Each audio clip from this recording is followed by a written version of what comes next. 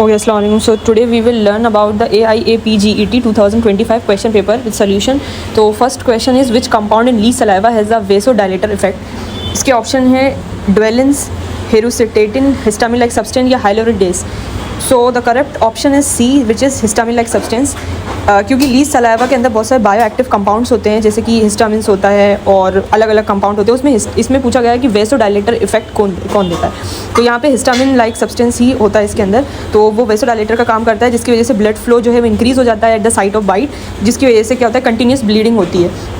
बहुत सारे अलग अलग कंपाउंड होते हैं, जैसे ड्वेलिन, हेरोस्टेटिन एक्ट एज ये एंटी इन्फ्लेमेटरीज का काम करता है और एंजाइम इनहिबिटर का काम करता है रेदर देन वेसोडाइलेटर. तो the correct option is histamine like substance. Then the second question is enema with ice water after acute high fever is a type of. अगर आप एनिमा दे रहे हो with ice water as far as Unani is concern, तो ये एक laxative effect नहीं देगा, बल्कि आपको पता है आइस वाटर कॉन्स्ट्रिक्शन का काम करता है. जो आइस वाटर क्यों दे रहे हैं, ताकि जो टेम्परेचर है उसको मॉडिफाई करें, बल्कि कोई भी न्यूट्रिटिव इफेक्ट नहीं रखता, लेग्जेटिव इफेक्ट नहीं रखता, रिजॉल्वेंट में नहीं रखता, बल्कि एनिमा विच मॉडिफाइड टेम्परेचर को ये मॉडिफाई करता है. तो enema with ice water given after acute high fever is considered an enema that modified temperature as it help restore balance and counteract the excessive heat producing during the fever.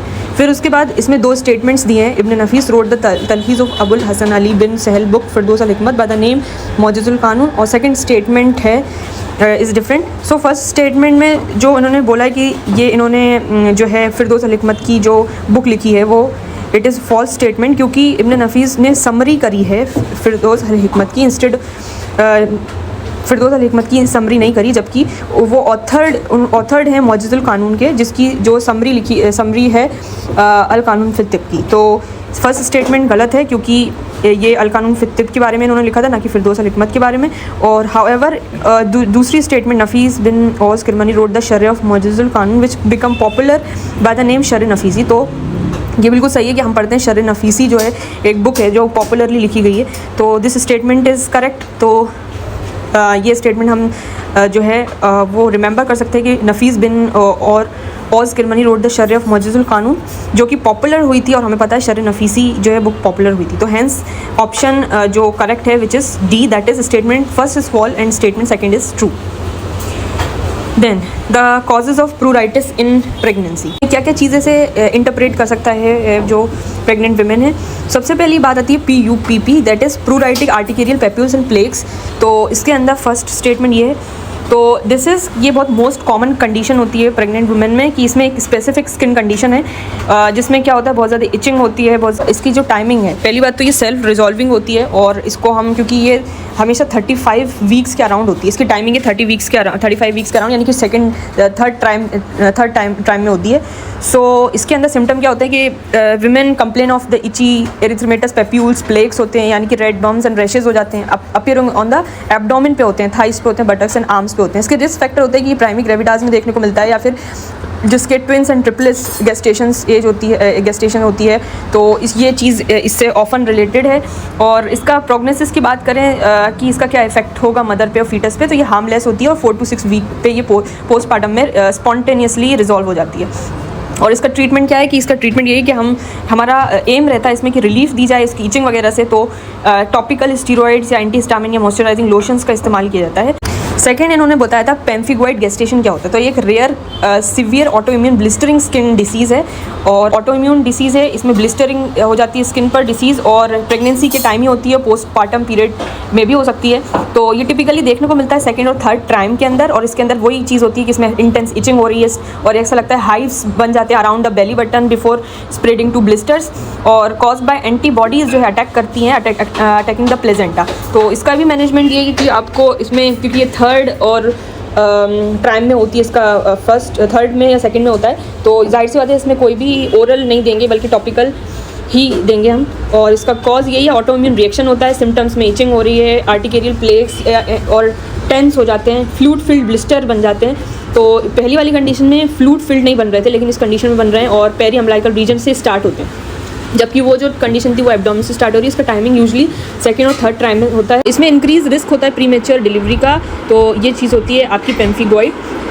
और इसमें pre mature का and gestation infant small रहता है gestation as infant के लिए, तो ये चीज़ होती है। और इसमें न्यू नेटल के ऊपर क्या इम्पैक्ट होता है, तो 10% केसेस इन रफली 10% केसेस में जो इन्फेंट होता है उसके अंदर स्किन लीजन्स हो जाते हैं, जो कि after usually resolve without treatment. और इसका ट्रीटमेंट यही होता है कि आपको प्राइमरी गोल आपका ये रहता है कि आप न्यू ब्लिस्टर को ना आने दें, तो इसलिए आप टॉपिकली क्लोबेटासोल और सिस्टमिक कॉर्टिकोस्टेरॉइड्स देते हैं।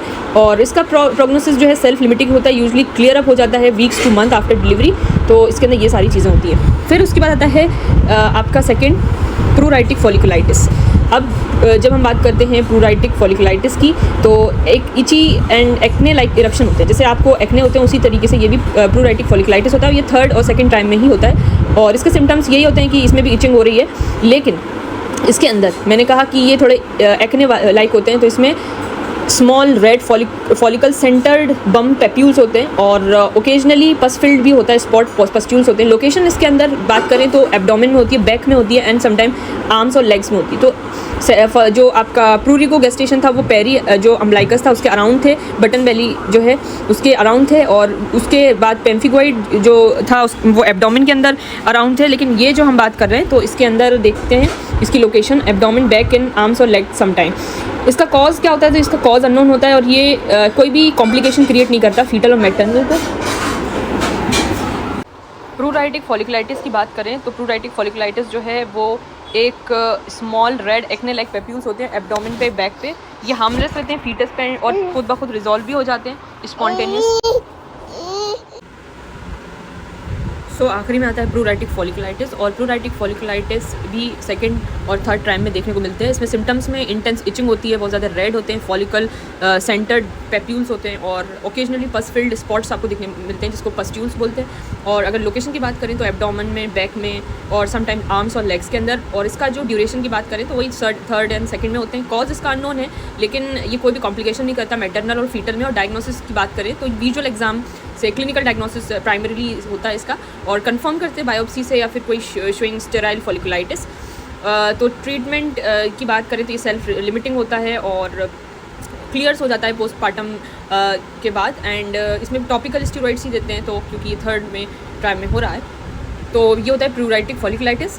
देन तो इसका आंसर करेक्ट ऑप्शन ए सभी हैं, ABCDE सभी हैं। और जिसमें जैसे बोला इसमें कि ये सारे आपको प्रेगनेंसी के दौरान ये सारी कंडीशन देखने को मिल सकती हैं और अलग अलग इसकी पिक्चर्स होती हैं, अलग अलग कॉज होते हैं। कोई इम्यूनोलॉजिकल कॉज होता है, कोई ऑटो जो है आपका ऑटो इम्यून है, कोई अननोन कॉज है, कोई जो होता है प्रेगनेंसी के में ही सारी चीज़ें, ये सब जो है चारों चीज़ें देखने को मिलती हैं। तो जो पांचों चीज़ें देखने को मिलती हैं, तो PUPP एक्यूट कॉलिस्टेसिस भी जो है ये भी आपको प्रेगनेंसी के टाइम देखने को मिलती है।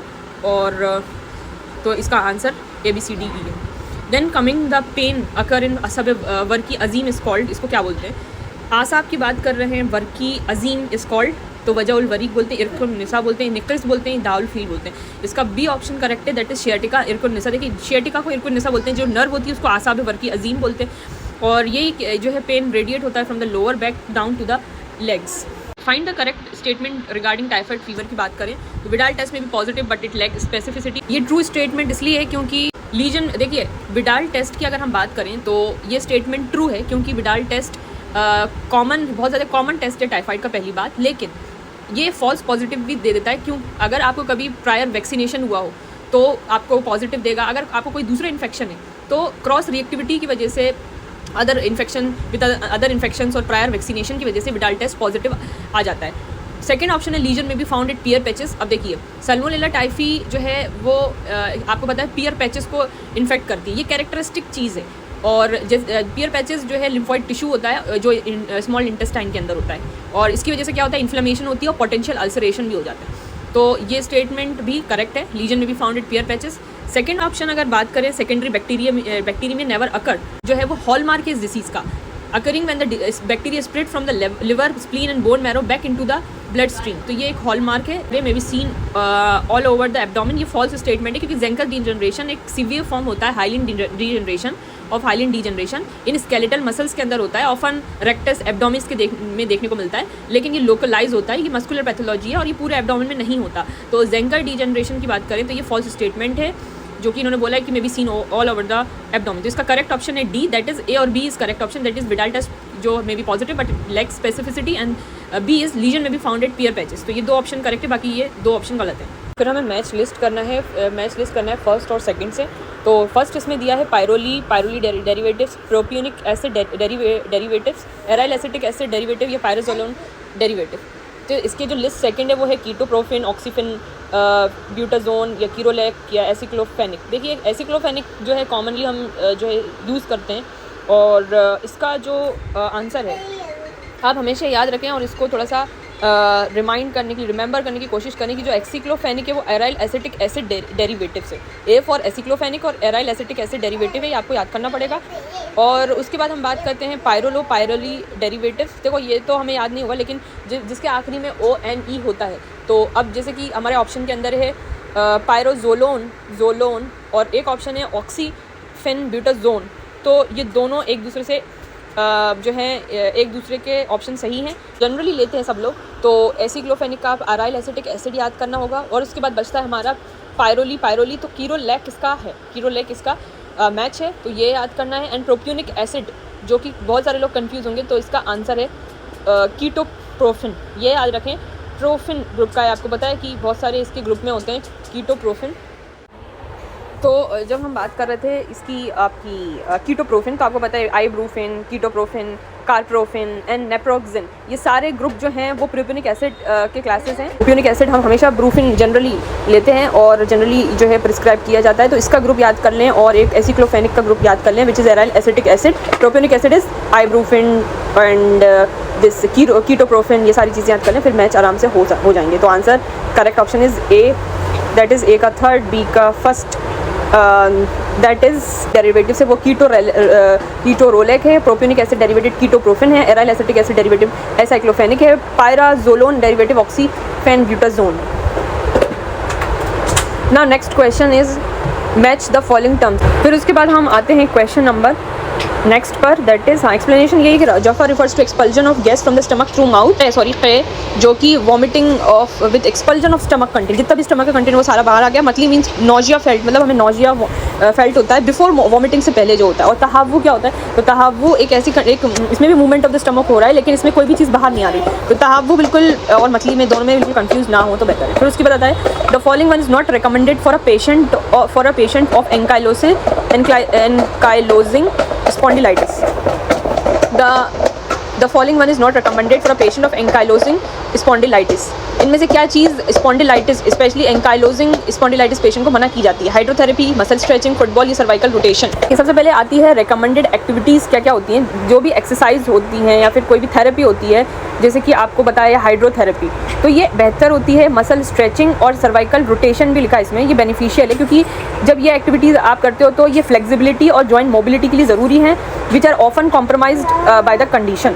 तो ये चीज़ होती है। लेकिन अगर आप जो फुटबॉल जो है ये हाई इम्पैक्ट और कॉन्टैक्ट स्पोर्ट्स लाइक फुटबॉल्स ये बहुत ज़्यादा रिकमेंड नहीं की जाती क्योंकि इसमें रिस्क रहती है इंजरी की and can aggravate spinal inflammation और वर्जन सिम्टम। तो आंसर करेक्ट ऑप्शन इस जो नहीं करनी चाहिए which is football. Who describe the तगय्युर गैर मुज़ादा आर रिलेटेड टू उमूर फलक। इंफॉर्मेशन प्रोवाइडेड आइडेंटिफाई शेखुर रईस इब्न सीना as one who describe the relation between these concept. और जो बात करें तगय्युरात गैर नॉन नेचुरल तबई और गैर मुज़ादा यानी कि नॉन इंक्रीजिंग चेंजेस जो हैं वो रिलेटेड होते हैं उमूर फलकी से यानी कि सेलेस्टियल फिनोमेना से। इसका आंसर बी ऑप्शन करेक्ट है। इब्न सीना जो है एक प्रोमिनेंट फिगर है यूनानी मेडिसिन के जिन्होंने लिंक करी है दीज स्पेसिफिक फिजियोलॉजिकल और environmental changes to the influence of celestial bodies and phenomena. तो इसलिए ये ऑप्शन जो शेखुर रईस है वो ऑप्शन सही है। सबसे पहले हमें ये पता जानना होगा कि एंकाइलोजिंग स्पॉन्डिलाइटिस क्या होता है। एक्चुअली ये chronic autoimmune inflammatory arthritic primarily causing pain and stiffness in the lower back hips and spine में होता है और ये कॉमनली स्टार्ट होता है अर्ली एडल्टहुड एज 15 से 30। और इसमें क्या होता है स्ट्रक्चरल डैमेज हो जाता है जहाँ पर स्पाइनल वर्टिब्रा फ्यूज़ हो जाते हैं। तो इसमें कोई क्योर नहीं है बल्कि इसमें ट्रीटमेंट ऑप्शन जैसे एनसेड, बायोलॉजिक्स एंड एक्सरसाइज वगैरह रिड्यूस सिम्टोमेटिक ट्रीटमेंट है इनकी, रिड्यूस करें इन्फ्लेमेशन का, प्रिवेंट सीवियर स्पाइनल फ्यूजन को। और ये स्ट्रांगली लिंक है जेनेटिक्स से, स्पेसिफिकली HLA-B27 जीन से जिसके अंदर इसकी वजह से इन्फ्लेमेटरी पेन होता है। तो ये चीज़ होती है। और इसमें सिम्टम ये होते हैं कि ये बहुत होते हैं pain, stiffness, lower back pain पे, हिप्स पेन, बटक पे, पर्टिकुलरली मॉर्निंग और आफ्टर पीरियड ऑफ इनएक्टिविटी। जब आप कोई एक्टिविटी नहीं करते हो तब ये चीज़ें बढ़ जाती हैं। 7 इसमें लिखा है Boas sign is seen is, तो बॉयज साइन इज सीन, इसके अंदर अपेंडिसाइटिस है, कोलिसिस्टाइटिस है, डाइवर्टिकुलाइटिस है या पेनक्रेटाइटिस है। ये एसोसिएटेड होता है गॉल ब्लैडर से, और इसमें क्या होता है कि इन्फ्लेमेशन हो जाती है, तो इसको बोलते हैं हम cholecystitis.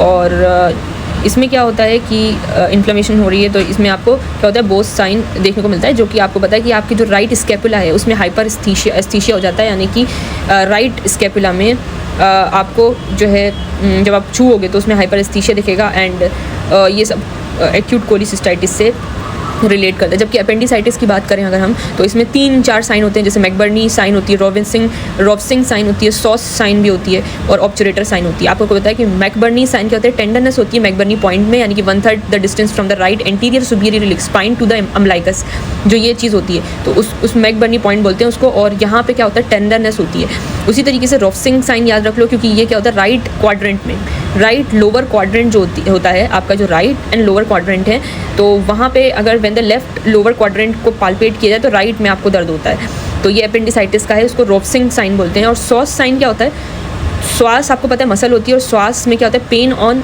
Extension of the right hip, जैसे आप राइट हिप को ऊपर उठाएंगे तो उसकी वजह से क्या होता है कि पेन होता है, उठाने में पेन होता है, तो उसको श्वास साइन कहते हैं। उसी तरीके से आपको पता है ऑब्चुरेटर मसल होती है, यानी कि आप देखें कुल मिला के अपेंडिसाइटिस में मसल का बहुत रोल है। तो मसल जो श्वास है ऑब्चुरेटर है, ऑब्चुरेटर में क्या करेंगे, जब आप internal rotation of flexed right hip को अगर आपका इंटरनल रोटेशन करवाएंगे तो फिर पेन होगा। तो इंटरनल रोटेशन करवा रहे हैं आप ऑब्चुरेटर में, श्वास के अंदर क्या करें, श्वास को चेक करने के लिए आप राइट हिप को उठा के देखते हो, तो उसमें क्योंकि राइट साइड ही तो लोकेटेड है उसकी लोकेशन, तो उसमें दर्द होता है। और उसी तरीके से अगर इंटरनल रोटेशन करवाते हो, फ्लेक्स करवाते हो राइट हिप का ही, तो उसमें पेन होता है। तो ये दोनों राइट चीज़ें हैं, राइट साइड में ही होता है, और एक में इंटरनल रोटेशन करवा रहे हैं और एक में राइट हिप का जो एक्सटेंशन करवा रहे हैं, तो ये दोनों चीज़ होती हैं। बाकी रॉबसिंग साइन जो है उसमें राइट ही साइड में लोअर क्वाड्रेंट में आप अगर लेफ्ट में आप पाल्पेट करोगे तो राइट में दर्द होगा, यानी कि आप ऑपोजिट साइड में उसको पाल्पेट करोगे तो राइट साइड में दर्द होगा। तो ये हो गया रॉबसिंग। और मैकबर्नीस आपको पता है मैकबर्नी पॉइंट में टेंडरनेस होना, दैट इज़, तो ये सारे अपेंडिसाइटिस के साइन है, तो इसमें कोई भी जो साइन है इससे रिलेटेड श्वास साइन नहीं है। दूसरी बात आता है डाइवर्टिकुलाइटिस। तो डाइवर्टिकुलाइटिस जो है इसमें भी इन्फ्लेमेशन हो रही है, तो ये भी एक चीज़ होती है। लेकिन अगर हम बात करें पेनक्रेटाइटिस की, तो पेनक्रेटाइटिस आपको पता है कि पेनक्रेटाइटिस में क्या क्या साइन होते हैं, एक टर्नर साइन होता है, एक कूलन साइन होता है, तो ये दोनों साइन, और फॉक्स साइन भी होता है और ब्रायंट साइन भी होता है, तो और एक पेनक्रेटिक पेनिकुलाइटिस होता है। तो वो सब तो चीज़ें, ये जो इंपॉर्टेंट चीज़ है वो ग्रे टर्नर साइन याद रखो और एक कूलन साइन याद रखो। तो ये दोनों चीज़ें, इसमें क्या होता है कि नेवल के नीचे या नेवल के आसपास आप देखोगे थोड़ा सा ब्लू जो है पर्पलिश आपको डिस्कलरेशन मिलेगा। उसी तरीके से आपके साइड में फ्लैंक में राइट जो हाइपोकॉन्ड्रियल रीजन है तो उसमें आपको डिस्कलरेशन मिलेगा, ब्लूइश डिस्कलरेशन मिलेगा। ये बात कर रहे थे कोलिसिस्टाइटिस की, तो आपको पता होना चाहिए कि कोलिसिस्टाइटिस क्या होता है कि इन्फ्लेमेशन हो रहा है यहाँ पे गाल ब्लैडर का, और यहाँ पे यूजली जब स्टोन या कैल्कस जो होता है उसके ऑब्स्ट्रक्शन की वजह से सिस्टिक डक्ट में जब वो फंस जाता है उसकी वजह से आपको दर्द होने लगता है। आपको पता है कोई भी डक्ट, क्योंकि डक्ट तो बहुत पतली होती है, जब उसमें अगर कैल्कस हो गया, ऑब्स्ट्रक्ट हो गया, तो आपको क्या होगा, दर्द होगा। दूसरी बात इसके वही कॉज यही है कि इसमें आपको गाल स्टोन हो गया या फिर इन्फेक्शन बहुत रेयर है, बिलियरी स्लज भी बहुत ही कॉमन नहीं है। आपको पता है रिस्क फैक्टर्स बहुत ही इंपॉर्टेंट है, F होते हैं कोलिसिस्टाइटिस के अंदर, फैट, फर्टाइल, फर्टल फीमेल, तो फेयर, ये सारी चीज़ें आप याद रखो इसके जो F होते हैं। देन क्लिनिकल फीचर्स यही होता है कि इसके जो RUQ that is right upper quadrant में पेन होता है, फीवर हो रहा होता है, नोशिया वॉमिटिंग हो रही होती है, और हमेशा याद रखो पोस्ट प्रेंडल यानी कि आपके खाने मील के बाद, आफ्टर फैटी मील के बाद दर्द होता है। तो वो ये की साइन आपको पता है, इसमें कोलिसिस्टाइटिस में मर्फी साइन होता है कि आपको पेन होता है जब आप इंस्पिरेशन अरेस्ट करते हो अपनी और फिर पाल्पेट करते हो राइट अपर क्वाड्रेंट को, तो मर्फी साइन पॉजिटिव मिलता है, दैट इज़। तो आप पेशेंट में पता लगा सकते हो, और हमने काफ़ी OPD में ये चीज़ें जो है एग्जामिन करी थी कि उसको बोलते हैं कि आप एक डीप इंस्पिरेशन करिए और उसके बाद आप वहीं रुक जाइए, अरेस्ट कर लीजिए ऑफ इंस्पिरेशन, और फिर पाल्पेट करके देखते हो जब राइट अपर क्वाड्रेंट को, याद रखो राइट अपर क्वाड्रेंट को, क्योंकि आपको पता है राइट साइड में लिवर भी और गॉल ब्लैडर भी है। जब उस साइड को आप बल्कि राइट है और अपर क्वाड्रेंट को जब आप पाल्पेट करके देखते हो तो इंस्पिरेशन को अरेस्ट करवा के तो आपको मर्फी साइन पॉजिटिव मिलता है, तो वो कोलिसिस्टाइटिस की निशानी है। तो यहाँ पे ये चीज़ होती है। इसका पैथोफिजियोलॉजी पता है कि आपको गाल स्टोन होता है तो सिस्टिक डक्ट में ब्लॉकेज हो जाता है, बाइल स्टेसिस हो जाता है, इन्फ्लेमेशन हो जाती है और अल्टीमेटली इन्फेक्शन हो जाता है। तो इसके इन्वेस्टिगेशन की अल्ट्रासाउंड से फर्स्ट लाइन ट्रीटमेंट यही है कि आप अल्ट्रासाउंड से आप स्टोन कैल्कस का पता लगा सकते हो, CBC करवा सकते हो, उसमें ल्यूकोसाइटोसिस आता है। मैनेजमेंट क्या करोगे, IV फ्लूइड दोगे, एंटीबायोटिक्स दोगे, पेन कंट्रोल दोगे, या कॉलिसिस्टेक्टोमी भी आखिरी इसका ऑप्शन होता है। कॉम्प्लिकेशन तो पता ही आपको, कैल्कस अगर है वहाँ पे तो परफोरेशन कर सकता है, सेप्सिस, एप्सिस, ये सारी चीज़ें कर सकता है। और इसके एग्ज़ाम पर्ल्स हैं कि RU के पेन प्लस फीवर, तो ये थिंक इसका आपको सोचना होगा, अगर ऐसी चीज़ है कि राइट अपर क्वाड्रेंट में किसी का पेन हो रहा है, फीवर भी साथ में, तो आप बिल्कुल आपको जहन जाना चाहिए कोलिसिस्टाइटिस की तरफ। फिर आप उसका क्लिनिकल साइन परफॉर्म करोगे तो मर्फी साइन, यानी कि उसको बोलो कि डीप इंस्पिरेशन लो और फिर रुक जाओ और उसके बाद आप चेक करो, पाल्पेट करो राइट अपर क्वाड्रेंट में, तो ये मर्फी साइन है। और उसके बाद आप इसको क्लियर करने के लिए आप अल्ट्रासाउंड करवा के इसको फर्स्ट लाइन ऑफ इन्वेस्टिगेशन करवा सकते हो, तो ये होता है कोलिसिस्टाइटिस। ओके, नेक्स्ट क्वेश्चन है which is not recommended for patient of osteoporosis. तो यहाँ पे आप देखते हैं कि ऑस्टियोपोरोसिस क्या होता है, एक मेटाबॉलिक स्केलेटल डिसीज़ है जिसकी वजह से इसमें क्या होता है, mark bye low bone density and increase fragility. इसमें बोन टूटने के ज़्यादा चांस बढ़ जाते हैं क्योंकि बोन डेंसिटी कम हो जाती है और प्राइमरीली अफेक्ट करते हैं। याद रखो, ये क्वेश्चन आ सकता है कि ये primarily affecting the vertebra, wrist and हिप्स। ये 3 चीज़ें हैं, वर्टिब्रा, रिस्ट एंड हिप्स, ये ऑस्टियोपोरोसिस के प्राइमरीली अफेक्टिंग चीज़ें हैं। और दूसरी बात यह है कि ऑस्टियोपोरोसिस जो है, जब बोन डेंसिटी कम हो रही है, आप खुद सोचिए जब बोन डेंसिटी कम हो रही है तो हम लोगों को क्या एडवाइस करेंगे कि आप रेस्ट करिए। सब यही सोचेंगे कि हाँ, bed rest is good option, क्योंकि सब अगर ज़्यादा उसको चलवाएंगे या फिर कोई एक्सरसाइज करवाएंगे तो जो है, क्योंकि वैसे ही फ्रेजिलिटी ज़्यादा हो चुकी है बोन्स की, तो उसको यही एडवाइस करेंगे कि ज़्यादा फ्रेजिलिटी की वजह से आप कम चलें, लेकिन ऐसा नहीं है, बिल्कुल गलत है। क्योंकि ऑस्टियोपोरोसिस के लिए फिजिकल एक्टिविटी होना बहुत ज़्यादा क्रूशियल है for maintaining bone density and strength. क्यों ऐसा क्यों होता है? क्योंकि वेट बेयरिंग एक्सरसाइज जैसे कि वॉकिंग, एरोबिक्स, ये हेल्दी स्ट्रेस डालती हैं बोन्स के ऊपर, और जिसकी वजह से क्या होता है, बोन्स जो है स्टिमुलेट हो जाती है, तो बोन फॉर्मिंग सेल्स स्टिमुलेट हो जाते हैं। और क्या होता है, जब बेड रेस्ट करवाते हैं हम किसी को, जनरली जिसको रेकमेंड नहीं किया जाता, जिसकी वजह से क्या होता है, जब वो इनएक्टिव होगा, प्रोलॉन्ग इनएक्टिविटी होगी, जिसकी वजह से बोन लॉस होगी, मसल वीकनेस होगी और फ्रैक्चर के चांस बढ़ जाएंगे। तो बिल्कुल ऑपोजिट है हमारी थिंकिंग की ऑस्टियोपोरोसिस में बेड रेस्ट करवाना चाहिए, बल्कि इसका ऑप्शन सही इस वेट बेयरिंग एक्सरसाइज, हल्की बल्कि जो फुल्की जो वेट बेयरिंग एक्सरसाइज वो करवाना चाहिए, वॉकिंग करवाना चाहिए ताकि उस जो बोन्स के ऊपर हेल्दी स्ट्रेस हो, और एरोबिक्स करवाना चाहिए, जबकि bed rest is a wrong option which is not recommended for patient of osteoporosis. Then तो इसमें एक एक्सप्लेनेशन में दिया है कि patient with osteoporosis benefit from weight bearing exercise, walking and aerobics which improve bone strength. Bed rest however worsen bone loss and is not recommended at all. So next question जो है वो हम बात कर रहे हैं टाइप्स ऑफ पेल्विस। ये सारी जितनी भी टाइप्स हैं, 4 टाइप्स ऑफ पेल्विस हैं फीमेल्स की। और जब बात करें कि जो फीमेल पेल्विस होता है यूजली मोर डेलिकेट होती है, wider and not as high as male pelvis. The angle, जब एंगल की बात करते हैं, क्योंकि एनाटॉमी में आप जब पेल्विस के बारे में बात करोगे तो अलग अलग एनाटॉमी पढ़ोगे, लेकिन एक जनरल सी चीज़ हम बात करें कि फीमेल जो प्यूबिक आर्च है वो वाइड होने चाहिए एंड राउंड होने चाहिए। द फीमेल जो सेक्रम का जो पार्ट है वो वाइडर होना चाहिए then the male, and the iliac bone is flatter होना चाहिए। तो द pelvic की जो बेसिन है of the female is more spacious and less funnel shape than the male. From a purely anatomical viewpoint, female pelvis is better suitable than the male pelvis to accommodate a fetus during pregnancy and permit the baby to be born. While pelvis shape can vary widely among females, के अंदर ये चारों होती है, गायनिकॉइड, Android, anthropoid and platypelloid. अब देखिए, सबसे पहली बात करते हैं गायनिकॉइड की। गायनिकॉइड जो है वो ऑलमोस्ट राउंड होती है, ब्रिम जिसका ऑलमोस्ट राउंड होता है, और जो कि परमिट करती है passage of an average sized baby with the least amount of trauma to the mother and baby in normal circumstances. जबकि एंड्रॉइड पेल्विस की बात करें तो वो हार्ड शेप होती है। अब देखो, इन पेल्विस में आपका शेप याद रखना है, गायनिकॉइड में राउंड है, एंड्रॉइड में हार्ड है, और जो आजकल जो है आप एंड्रॉइड मोबाइल चला रहे हो तो उससे याद रख लेना हार्ड शेप। और एंथ्रोपॉइड ओवल है, प्लेटिपॉइड किडनी। देखो, प्लेटिपेलॉइड एक ऐसी पेल्विस है जो किडनी मतलब एक ऑर्गन वाले उसमें आएगी प्लेटिपॉइड। अगर एंड्रॉइड की बात करें तो हार्ट, और अगर एंथ्रोपॉइड की बात करेंगे तो ओवल। और gynecoid is round, not oval but round, ठीक है।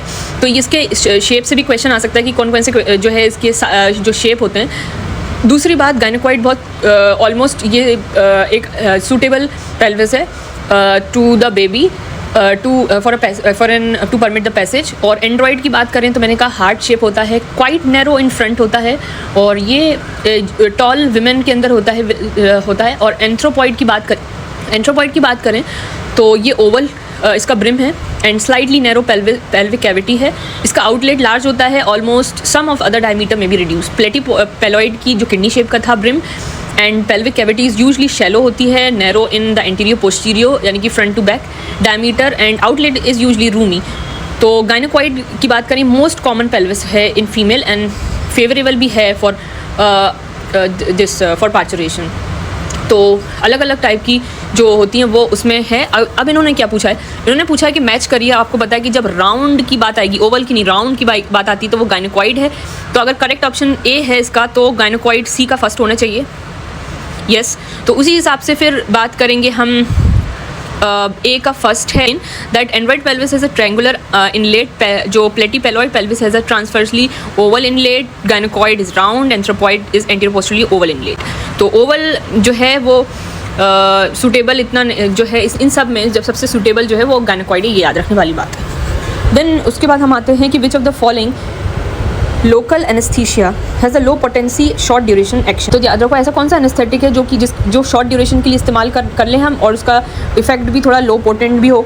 तो इनमें से अगर हम बात करें प्रोकेन, लिग्नोकेन, प्राइलोकेन, टेट्राकेन, देखो टेट्राकेन का हमें सबको पता है कि हाईली पोटेंट है और लॉन्ग ड्यूरेशन है, तो ये तो ऑप्शन हट जाता है। दूसरी बात हम बात करें लिग्नो और प्रिलोकेन की, तो याद रखो ये हमें पता है कि लिग्नोकेन का कितना तो हम लोग जो है यूज़ करते हैं और हमें पता भी है इसका यूज़ की इंटरमीडिएट पोटेंसी होती है और ड्यूरेशन होता है, जबकि जो प्रोकेन होता है उसके अंदर लो पोटेंसी और शॉर्ट ड्यूरेशन होता है। इसका आंसर है ए, दैट इज़ प्रोकेन।